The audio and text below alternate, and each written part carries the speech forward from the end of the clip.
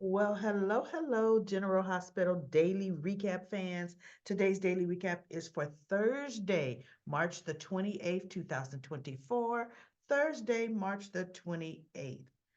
Uh, Not a whole lot happened, but interesting stuff happened. You know how Jocelyn and Christina are complete opposites that clash. They always have.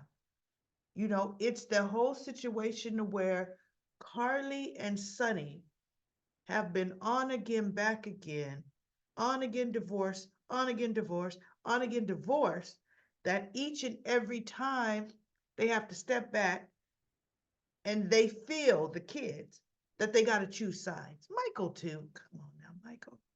Except Michael has never severed his relationship with Christina because they're blood brother and sister. Well, I take that back. They're not blood, but Sonny did adopt Michael. So they are brother and sister legally. But just like Michael is Avery's brother legally. But as far as Jocelyn and Christina, they both are opinionated, self-righteous, and entitled. Both of them.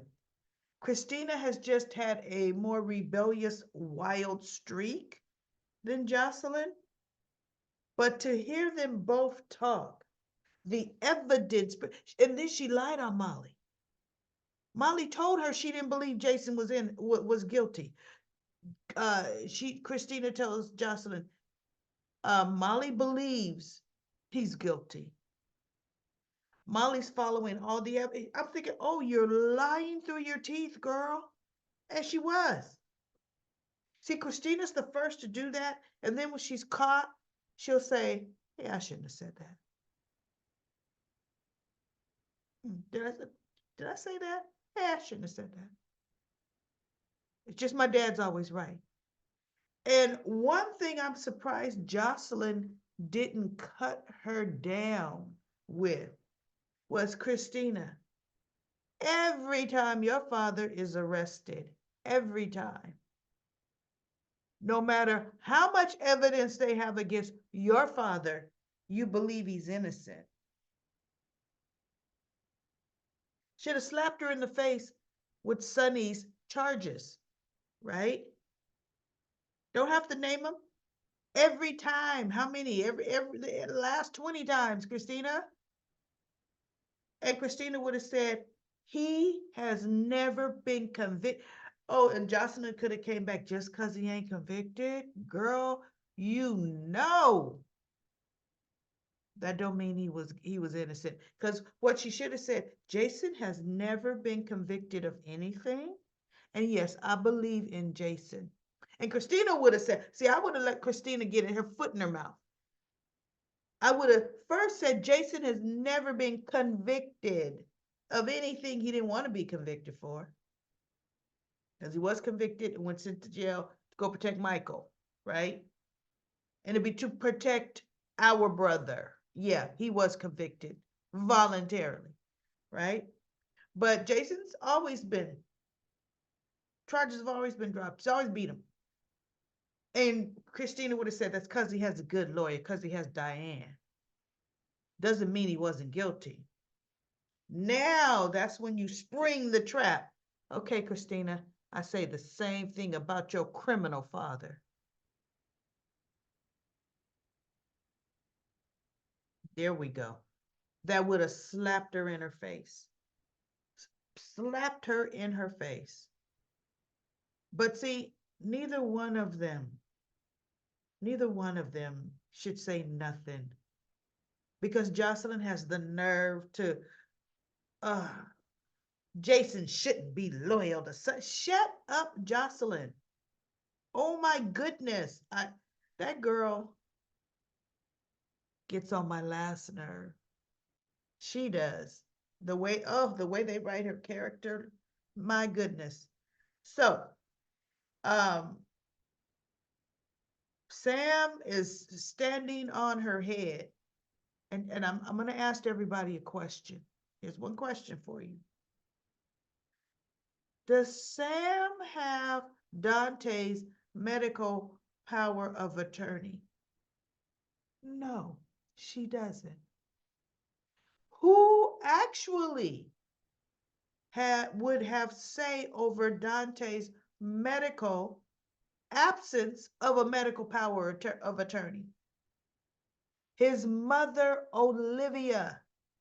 Sam is sitting up there like she makes the decisions where he can go. They want him to go to Turning Woods, so that they have a better, they can take care of him better. Because he's about, ICU can't do anything else for him. He's not critical anymore. He just hasn't improved. So they need to move him out of ICU to a more longer term care facility so that they could care for him. Although I would think, wouldn't they move him to a regular hospital room? That's what I thought. Because rehab facilities don't have medical equipment. I'm surprised. I mean, they have some medical equipment, but no doctor. I'm surprised they wouldn't move him into a regular hospital room. Because right now, Dante is still on a respirator. Don't they move them to longer term care facilities when they're not on? I don't know. Look, you can tell. I'm not in the medical profession, y'all. Not in the medical profession. But she was like, no, no, she doesn't want him to go. You guys are just giving up on him. And she threw, ooh, and you know what? As much as I can't stand Portia, Sam told her, I'd have to wonder after Curtis was shot, if he didn't wake up as fast as he did, because she goes, because Curtis is a friend, but just not as close of a friend as him and Nina. Well, look, ever since Nina did what she did, Curtis kind of distanced himself from Nina, didn't he? Yes, he did. Good, because he's Drew's friend, too, you know? So she said, if Curtis wouldn't have woke up as fast as he did, have to wonder, would you have fought to keep him here? Or would you be so quick to have had him shipped off? And Portia looked at her and she's like, I get you're upset and you're worried. I didn't know they were going to transfer him today, but that facility is better now that he's not critical to care for him. But as I said, I'm going to go and find out what's going on, right? And Sam just looks at her like, yeah, you go do that. You do that, chick, And she goes back in. And that's when I was like, wait a minute. You're not the decision maker. Because see, Sam and Dante are living together. They are not related. The hospital is choosing to recognize the fact that they live together, which is why Sam is sleeping in that room. She's living there, pretty much. But it's his, well, no, because remember, there are times Sonny spent all day at his bedside. And then Olivia spent all day. All three of them ain't there. They really are taking turns. So Sam does leave and go home or go somewhere. She waves at her son. Wait, where's her daughter? Waves at her daughter. Drew House Scout. Okay, you know. But it's Olivia that makes the decision.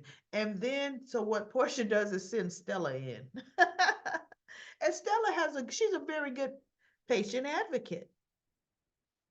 So she dripped on Sam. She put it out there and then she comforted her. And then she put more out there as to why she go to Turning Woods, and then she'd comfort her. Very good at her job. And it turns out at some point to the conversation, Sam says, I see what you just did. I see what you just did. Like, you talked me into the reason why he should go, got me to say why he should go. And yes, I would want him to be in a place that's more home, in a home like, So anyway, it ends up where Sam tells Stella, I'll talk it over with Olivia and Sonny. and we'll make the decision. And I think, oh, you finally recognizing that the man has living parents who have more say over his medical than you do, Sam? Because I'm going to tell you something. If the shoe was on the other foot and it was Sam laying there not waking up, do you think Alexis would let Dante make the decisions? Absolutely not. Alexis would not. She would appreciate the fact that he loves her daughter. She would be happy that he's sitting by her daughter's side. But ultimately, Alexis is going to let you know who's going to make decisions over her kids. The only one that can make a decision over her child is TJ, because they're legal partners. Okay. So anyway, that was just interesting to me. Sonny comes home after sitting with Dante, and he says that, and Ava, you didn't go to the. Why is that chick always at home? She's not no Susie homemaker. She should be at the doggone gallery. Ava has a career. I'm surprised you're home. Aren't you going to go to the arraignment? And then she's talking to him about it. And I'm like, oh, shut up.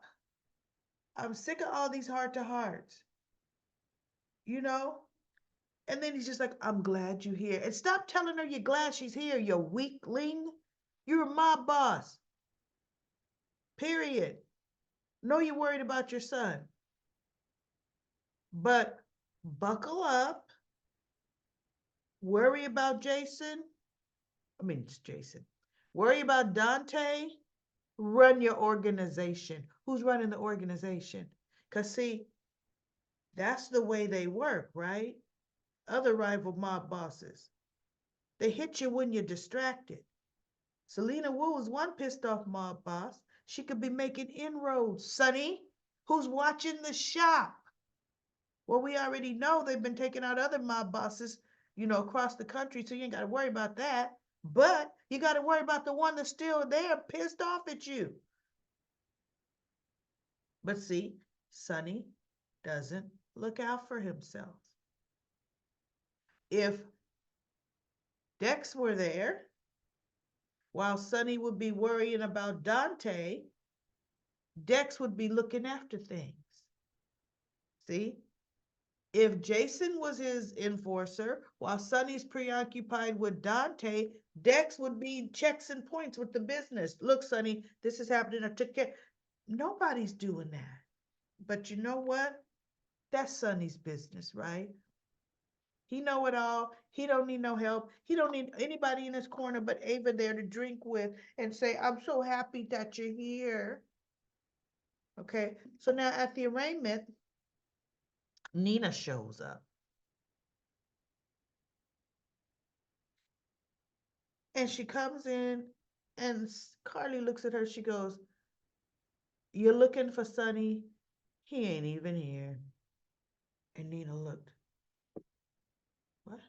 What? Yeah, okay. He's not here, Nina. And so she goes, oh, I want to thank you, Carly. See, this is not the place nor the time, but this is Nina. She goes, thank me for what? Like, chick, I don't even want to talk to you. Oh, for talking to Drew into bringing me back to Crimson, which she knew that's not what happened. She wanted a reaction out of Carly. I'm back at Crimson now. And you know what?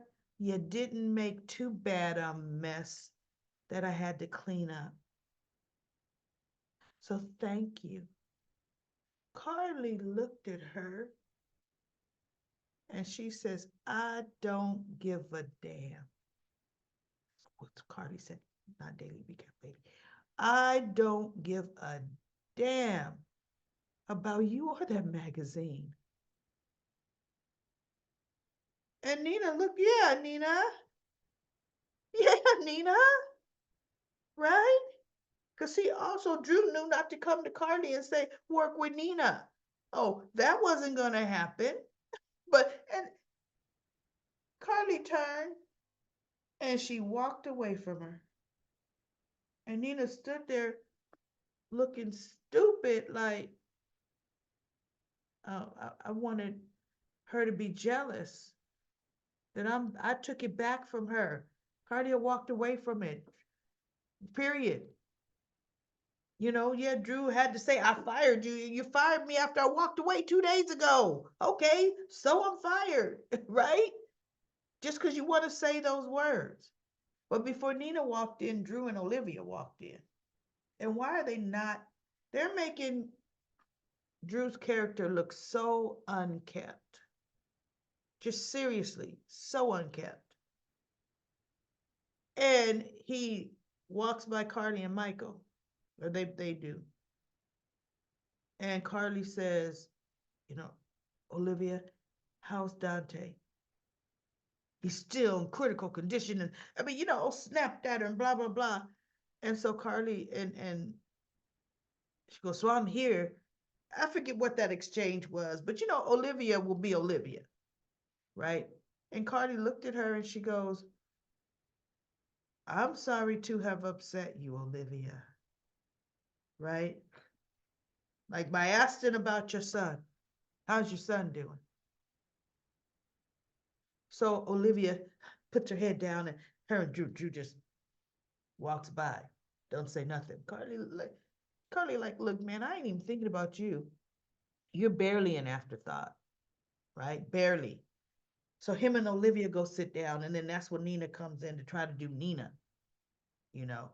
And Olivia noticed that Drew and Carly had no exchange, and Olivia said, so what's going on with you and Carly? And he goes, nothing. She goes, no, it looked like something to me. And he goes, we broke up. So, no, Carly and I are no longer together. So nothing. She goes, oh, I'm sorry. I didn't know. She didn't know. And so she goes, what happened? And he said, Jason Morgan happened. And I already know. Carly, Jason comes first with Carly. So I'm out of that. Bitter much, Drew? Bitter, right? Remember, Jason's your twin brother, but you're bitter. So it was so good because Carly is there. Now she's going to Diane's side because Diane's like, look, it's my goal to get him bail. And guess what? Let me step back here.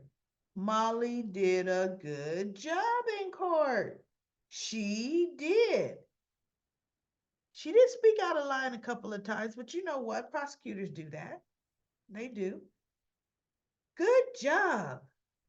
And Diane, she's no match for Diane because Diane would let her speak for half a second and say, "Oh, the overzealous prosecutor, it is my turn to speak about his money." Diane amusingly handled Molly, amusingly. But within herself, she was kind of chuckling at the fact that I'm seeing my friend in you. You are your mother's daughter. Okay, young Lansing Davis. I like you. But Diana, so the judge, because she goes, he is a flight risk. And she goes, Your Honor, if my client Jason Morgan was a flight risk, he wouldn't be here right now. He voluntarily turned himself in. Voluntarily. So I mean, that was pretty much the best point, is he did voluntarily turn himself in. So the judge granted Jason bail. I was actually shocked. $5 million bail, and he's free to go if the bond is posted. So he was like, okay, hey, cool. Diane was like, that's right, all right, cool, right? And Molly was in herself, good. you know, like, what, Your Honor? Because she didn't want Jason to be in jail till the trial. So the bailiff comes, or the guard comes, and Jason goes, can you give me a minute? And Drew is over there. Look at Drew. Drew's over there.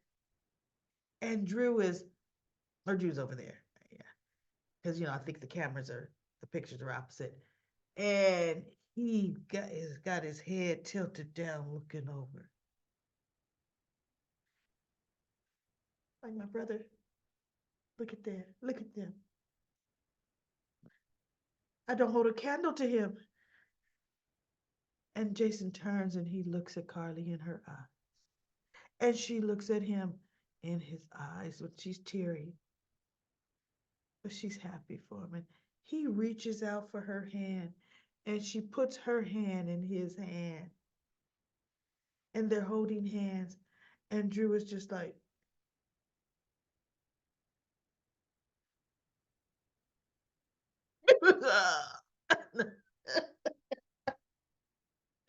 good for you, Drew.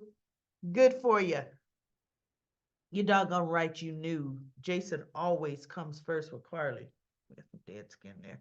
Always comes first with Carly. And always will. At this point, I'm going to tell you something, Drew. She forgot you even walked into the courtroom. You don't exist to Carly. As she's looking into Jason's eyes, she didn't even think, oh, the man that I just told I still loved him 2 days ago is here, and this is what he was afraid of. She's like, screw you. It's all about me and Jason, right? Now, Elizabeth was there, and she actually sat on Jason's side of the room, which I was shocked. Elizabeth, I was shocked you did. Danny snuck in. That boy is everywhere but where he should be. Everywhere but where he should be. Daddy sneaks right on in and sitting on the back row. And then when it's time to leave, after he heard the verdict, his dad is gonna be able to get bail. He stands up and he's trying to be first out because he didn't want to be seen. But as Elizabeth's standing up, she gets a glimpse of him and she walks out and she sees him walking away. I thought she was going to say something to him, but you know what, Elizabeth? Don't you say nothing to that boy. I mean, I could understand you might mention it to his mama. Danny was there, but leave Danny himself alone. He ain't for you to take care of. You better go for your loose cannon, Jake. Keep him under control, right? Because we don't know what Jake's going to flip out and do now, you know. So anyway, Joss and Michael, they stand up and they're smiling. And so she goes, I hope you bought your checkbook. And Michael goes, I never come to court without it. I loved it. He goes, I never come to court without my checkbook. So they go, they go head to the PCPD because look, they know the drill. And so actually, no, they come walking in with Diane. They go to PCPD with Diane. And Diane says, I'm going to get the paperwork started for Jason's release. And Michael said, okay, I'm here. I'm ready. So she walks off, and then the bond is posted, and Jason comes out in regular clothes, and he goes, thank you, Michael. And so Diane says, I know I don't have to say this, but don't leave town. He goes, I would never do that to Michael. Because, Michael would lose his $5 million, right? Well, which, okay, it's for Jason, I'd lose it, but Jason ain't about to leave town. Why? right? So that's the way they tidied it up. Jason's out on bail, and now I guess he's going to do his double undercover work. We'll see. Kate's is going to try to get his hands in him, and Anna's going to also try to say, well, look, work for me. Tell me what you're doing with Kate. We're going to see. That's going to be a messy mess. But I think we have new writers now, right? So we don't know how they're going to write it. We're going to see how they're going to write this. We'll see. I mean, because this is the first time like he's gotten out on bail like that. I mean, okay. So anyway, everybody, let's go to comment corner. Comment corner. I'm gonna go ahead and start my trusty dusty stop timer. I'm gonna go from the top to the bottom, 10 minutes of it. Jacarly says Jake should be 6 years older than Danny. Yeah, he probably is. Um, no, he should be, but they didn't. But they're not, because um when I looked up everybody's ages, yeah, no, it's from when they were born, and I don't have that in front of me. It's in one of my other reviews. It's not a full 6 years older than Danny, because Danny should be 14. Danny should be Danny should be 12, and Jake should be 17.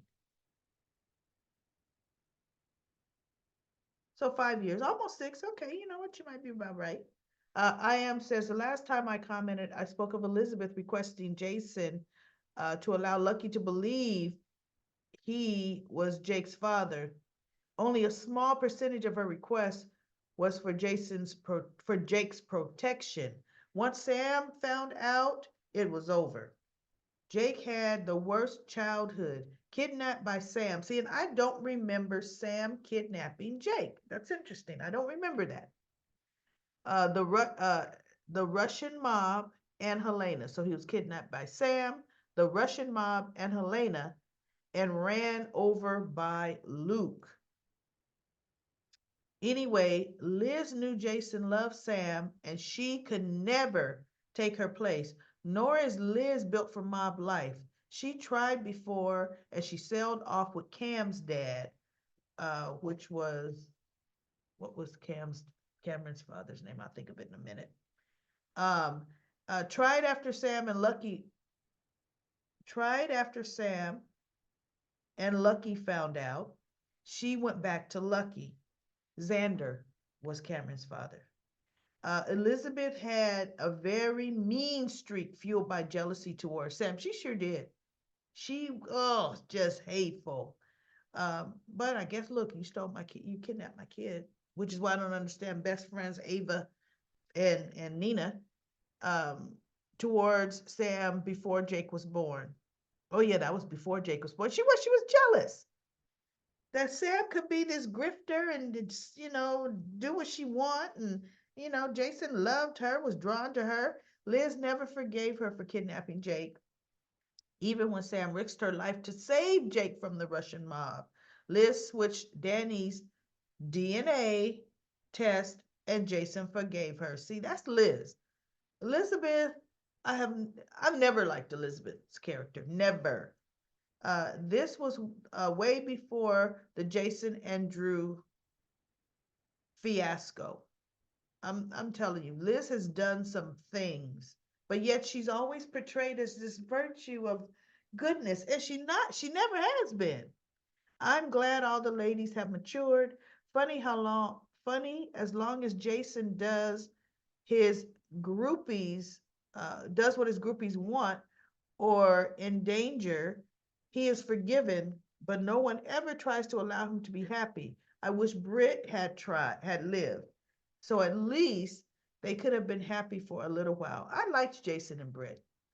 Jacardi says, Dex can't be a cop. They can only have two cops at a time. And uh, when was there ever three main character cops? Only been always only been two, and we have Dante and Chase already. And Sherry says this is a soap. They can have 203 cops if they want, besides Dante and Chase are detectives. That is true. They have a whole police force. Dante and Chase were detectives, like Dante and what was his name? Maxie's first husband, Liesel. Uh, oh my God, why are names just fleeting from me? I'll think of his name in just a minute. Maxie's husband who died. And Dante couldn't stand Chase coming in here taking his partner's. Oh my God, that's killing me that I can't think of his name. Jay. Nina called him Jay, but it's really, he went by another name. I'll think of it in just a minute. Um, so yeah, even a lot of the times when Dante and Chase are out, there's still a bunch of cops, but they're the lead detectives, right? So anyway, Nathan, they were detectives too, which is why when the job was split between Jordan when she came back and Mac stayed on, Mac was chief of police and Jordan took chief of detectives. She was over Dante, the detectives. They split the job. But now that the actor is off, you know, getting treatment for his cancer, they may be put the job back together. Because when Anna had the job, she was over them both. There were never two, her and Mac. It was not. And even when Jordan first took the job, it was just her. It was when she got sick and then had to have her kidney dialysis treatments and all of that, you know, and she had to come back part-time. Mac, they split it up, the duties. User says Brooklyn trusts her cousin, Jason Morgan. She knows he could not shoot Dante. CS Carly says Sam's right to be mad. Inside knows Jason is innocent for the shooting, but knows he put Dante in danger. I am says, how did he put Dante in danger? Dante is a cop. I think she's mad he didn't choose her and her family. I am says, Danny in danger. Duh.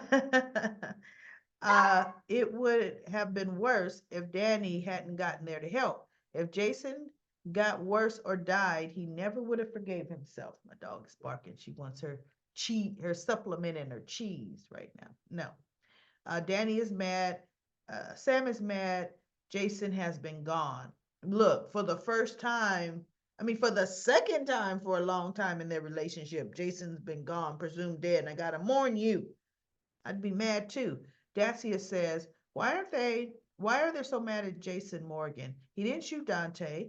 They'll look foolish when the truth comes out that Jason uh, should, should quit working for Sonny if Sonny feels that way. Why do they have attitudes toward Jason? They they wasn't even there. Joss and Dex came later. What they talked to them later. Did I fast forward that scene? Did they talked? I don't know what they resolved. Daily Recap fans, tell me what that conversation was if it happened. When Dante wakes up, he will be telling those hypocrite judgment people, if I was Jason, I wouldn't have nothing to do with none of them. Not even Liz or Sam with their attitudes, right? Yeah, that's true. Okay, good comment, Dacia. And I am says they are used to using Jason for protection. Jason has always been selfless, they are selfish. Lisa says Sonny will be pissed off at Ava when he realized Jason was helping him as she was talking him out of believing in Jason. But you know what? There's no way Sonny should have been able to be talked out of it, which is why Carly went there and Ava was just standing there telling Sonny, how could you even think Jason would do that? He has risked his life and saved your life way too many times for you to be acting this way. She's like, you should have been there at that arraignment. Oh, she just went off on Sonny in true Carly fashion. And Ava's just looking like, oh, okay. I'm getting all this information in my head that I'm going to now undermine the little things Carly was saying. Undermine him. She'll say, Sonny, do you see how she came over here fighting for Jason? That's what I was saying. When you left, I mean, when you were in Nixon Falls, they got way too close. See, her first, see, Ava's going to go in and try to undermine. And then Lisa says, I really hope Curtis doesn't keep listening to Wu. Curtis is so easily led into believing what someone suggests to him. Want he to be a cop? Wait, want he? You mean, wasn't he a cop and a private investigator? Yes, he was, Lisa. And then Lisa says, you started sounding so much better halfway through the recap. I'm glad to hear you laugh again. Yes, I did. It's funny. I was like, you know what? Either I'm gonna sound horrible through the whole thing or I'm gonna get better because otherwise, if I keep putting things off and off, like, it never gets done. And then Lisa says, Monica can light up Jason so easily. Brooklyn would have Brooklyn would have to say something to Chase if he admitted to anything. She didn't, so she wouldn't be in a bad spot. Yeah, that could be a good reason. That could actually be a very, very good reason. Thank you for that, Lisa. Um, and then Lisa's last comment says Danny could have been held by Jagged if he found out he helped Jason. Well, we all know that. I hope Danny tells her he does want to see his father. Oh my God, if he tells her about the gun, Sam would blow her top. She sure would. And then P. Merle says Danny is a juvenile, not much he could do. Yeah. Danny would have been all over Jagger like a cheap, Diane would have been all over Jagger like a cheap suit. Now Sam screaming about father-son encounters should be um, should be alerted all of PC, let alone the PCPD. Yeah, Sam is being Sam. Whatever. She'll be looking at Jason with longingness soon enough, even though she knows she won't ever be with them. But Sam has still got this Jason thing because soon as all he said, "Did you shoot Dante?" No, I didn't. I believe you. That's how it was. Quick, fast, and in a hurry. So anyway, everybody, that's it for Comment Corner. I'll be back tomorrow with another daily recap of General Hospital.